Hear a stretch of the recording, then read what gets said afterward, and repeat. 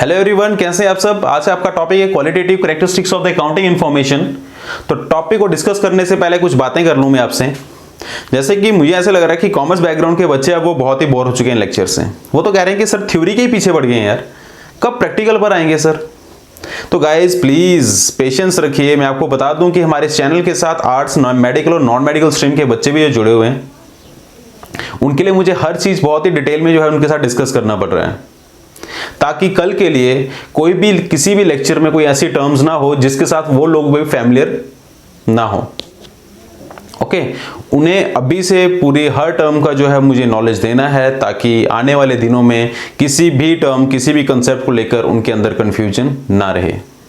Okay, एक और बात मैं आपको पहले भी बता चुका हूं कि जितना भी syllabus accountancy and book keeping का आपके अकाउंट असिस्टेंट के सिलेबस में जो पोर्शन है ना, ये पूरे का पूरा portion 11th and 12th class के सिलेबस में भी रहता है।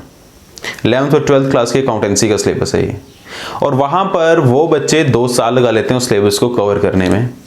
तो क्या आप लोग मुझे 40 या 50 लेक्चर्स नहीं दोगे इस सिलेबस को कंप्लीट करने में?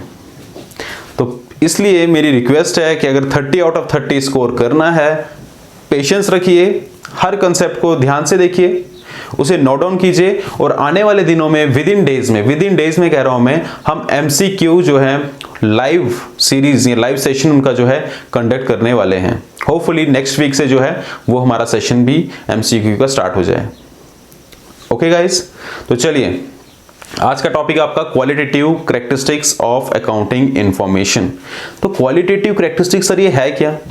तो क्वालिटेटिव कैरेक्टरिस्टिक्स मींस वो कौन से एट्रीब्यूट्स हों आपकी अकाउंटिंग इंफॉर्मेशन के अंदर, जिससे आपकी अकाउंटिंग इंफॉर्मेशन एक क्वालिटी दे, एक यूजफुल साबित हो जाए, जरूरतमंद साबित हो जाए।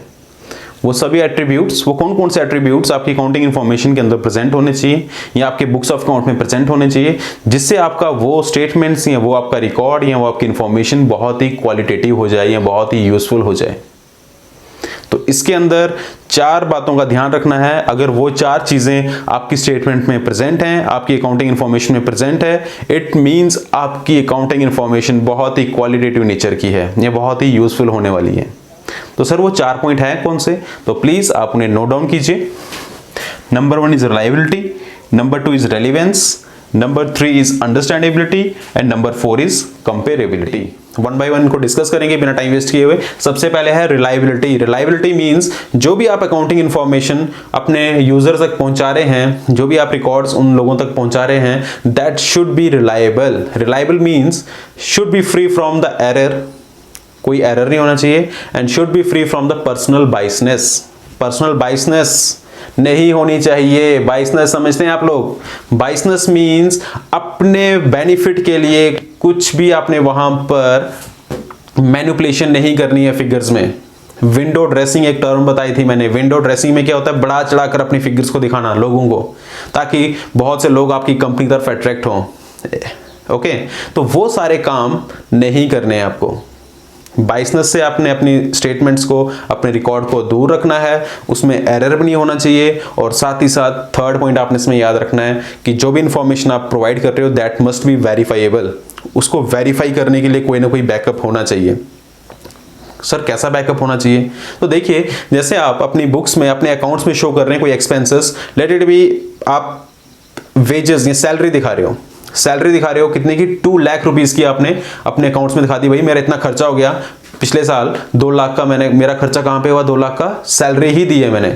तो जब आपके अकाउंट्स या आपके रिकॉर्ड चेक करने के लिए कोई पर्सन आएगा, ऑडिटर जिसे हम क्या कहते हैं, ऑडिटर, वो जब आपके रिकॉर्ड चेक करेगा तो आपको उसको तो प्रूफ भी देना है ना। तो बताइए भाई, वो जो सैलरी आपने यहाँ पे 2 लाख की शो की हुई है, उसके मुझे कोई बिलिंग वगैरह दिखाइए या कोई रिकॉर्ड दिखाइए, कुछ भी वाउचर वट, या आपने ये मशीन खरीदी हुई है, इसकी मुझे बिलिंग दिखाइए।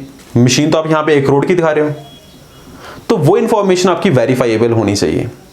तो गाइज इसमें 3 पॉइंट आपने याद रखने हैं। रिलायबिलिटी में should be free from error, information should be free from error, information provided by the organisation should be free from the personal biasness, and third point is information must be verifiable. जो भी record, जो भी transaction आपने अपनी books में किया हुआ है, रिकॉर्ड किया हुआ है, वो वेरीफाइएबल होना चाहिए। तो मैं लिख लेता हूँ ये पॉइंट, आप भी नोट डाउन कर लेना। रिलायबिलिटी में should be free from information should be free from biasness and error। कोई गलती भी नहीं होनी चाहिए, सामने कुछ गलत किया हुआ है, suppose 1 lakh plus 50,000 plus 2 lakh, वहां पर आपने 4 लाख दिखा दिया हो जबकि अमाउंट 3,50,000 बन रहा है, तो एरर भी नहीं होने चाहिए। कहीं पे भी छोटा सा एरर दिख गया तो हमारा यार विश्वास उठ जाएगा उस स्टेटमेंट से, ठीक है। एरर भी नहीं होना चाहिए और बायसनेस भी नहीं होनी चाहिए। और इसमें एक और पॉइंट आपने याद रखना है, मैंने क्या कहा कि information provided in the records that must be verifiable, must be verifiable. ये था आपका रिलायबिलिटी। क्लियर है गाइस, नोट कर लीजिए इसे। रिलायबिलिटी मींस कि जो information provided by the organisation should be free from the biases and error and that information must be verifiable. Clear है। चलिए नेक्स्ट पॉइंट पे आया, that is relevance. Relevance means जरूरतमंद इंफॉर्मेशन प्रोवाइड कीजिए। कैसी जरूरतमंद सर?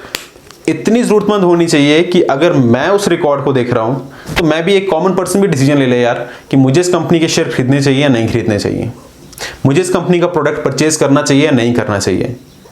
ओके, तो बहुत ही जरूरतमंद इंफॉर्मेशन प्रोवाइड कीजिए, बेकार की इंफॉर्मेशन प्रोवाइड नहीं करनी है। ओके, तो relevance means information must be useful for the users. जो भी यूजर्स होते हैं इंफॉर्मेशन के, जो यूजर्स जिन्हें हम स्टेक होल्डर्स भी कहते हैं, उनके लिए वो इंफॉर्मेशन यूजफुल हो। किस पर्पस के लिए? For decision making purpose. तो इसे भी नोट डाउन कीजिए।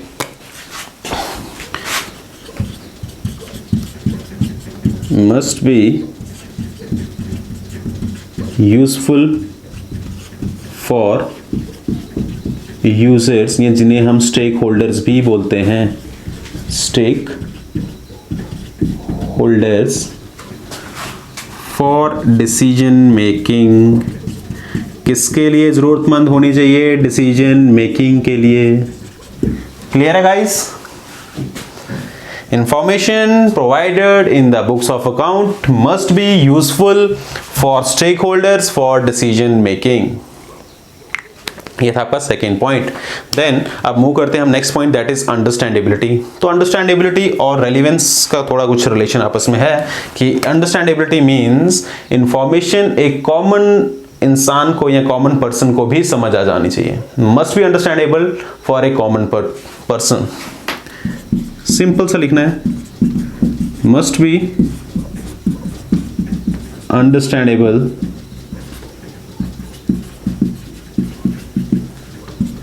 To a common person. एक आम इंसान को भी इंफॉर्मेशन समझ आ जाए, उस काउंटिंग इंफॉर्मेशन की क्या बात। मैं सिंपली क्या करता हूं, जेके बैंक की एक स्टेटमेंट देखता हूं। सपोज मेरा कोई भी कॉमर्स बैकग्राउंड नहीं है, मेरा कोई भी इसमें कोई प्रोफेशनल इसके साथ कोई लिंक नहीं है, एक इवन बीए या एक इवन एमए का बच्चा या एक एमएससी या बीएससी का स्टूडेंट भी है, अगर वो बच्चा भी जे&के बैंक का प्रॉफिट एंड लॉस अकाउंट देखे, उसे उससे कुछ ना कुछ इन्फॉर्मेशन ड्राइव हो जाए, उसे समझ ले, वो इस तरह की इन्फॉर्मेशन कंपनी को प्रोवाइड करनी चाहिए। और समझ भी सकते हैं आप, सिंपली मैनर में प्रेजेंट की होती है स्टेटमेंट। अगर आप देखेंगे, मैंने कहा था कि हर कंपनी जो है at the end of the financial year अपनी फाइनेंशियल स्टेटमेंट जो है पब्लिश करती है डेली लोकल न्यूज़पेपर्स में या मैगजीन्स में। ओके, और वो कंपलसरी है, मैंडेटरी, वो करना ही पड़ता है। तो वो इन्फॉर्मेशन देखिए, अगर मैं भी देखूंगा या एक नॉन कॉमर्स बैकग्राउंड का बच्चा भी देखेगा, उसे भी समझ आ जाएगी। सामने तो दिया होता है प्रॉफिट इतना है, प्रीवियस ईयर में इतना था, इस ईयर में इतना है। ओके, कितना ग्रोथ हुआ, देन कंपनी के इतने सारे एसेट्स हैं, इतने रिसोर्सेज हैं अपने, और इतनी सारी इस कंपनी की लाइबिलिटीज हैं। तो एक कॉमन पर्सन भी उन इंफॉर्मेशन को समझ सकता है। तो इस तरह की आपकी इंफॉर्मेशन आपने डिजाइन करनी है कि एक कॉमन पर्सन भी उसे समझ ले। Then last is comparability. तो कंपेरेबिलिटी क्या है भाई? कंपेयर करना। कंपेयर करना किसे कंपेयर करना सर?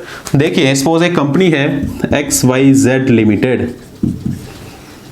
इसने 2016, 2017, 2018, 2019, 2020, कुछ ज़्यादा ईयर्स हो गए, कम कर लेते हैं, 3 ईयर रखते हैं, ठीक है।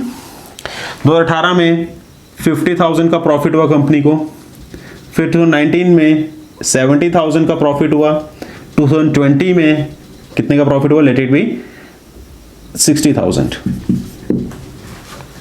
XYZ लिमिटेड कंपनी जब अपने ही रिकॉर्ड्स को मैच करे, दैट इज कॉल्ड इंट्राफर्म। इसे हम क्या कहेंगे? इंट्राफर्म।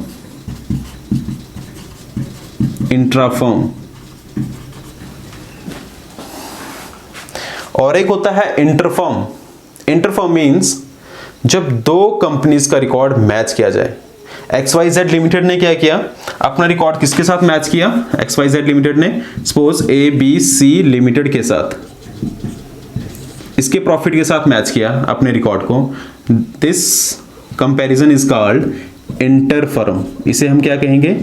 इंटरफर्म।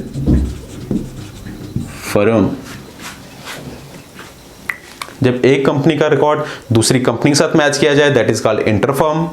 और जब कंपनी अपने ही प्रीवियस रिकॉर्ड्स को मैच करती है अपने प्रेजेंट रिकॉर्ड्स के साथ, that is called इंट्राफर्म।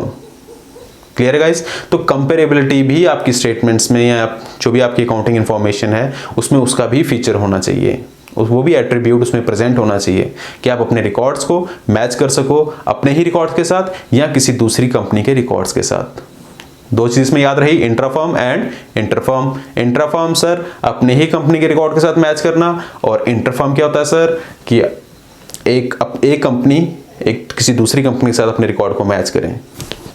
Clear guys? तो आज का इतना ही रखिए। नेक्स्ट टॉपिक हम अकाउंटिंग स्टैंडर्ड्स के ऊपर लेकर आएंगे। बहुत ही इंटरेस्टिंग टॉपिक है वो। हमारी इस चैनल के साथ बने रहिए। इस चैनल को जितना हो सके उतना शेयर कीजिए और सब्सक्राइब करना भी ना भूलें। Okay guys, thank you, bye bye and take care.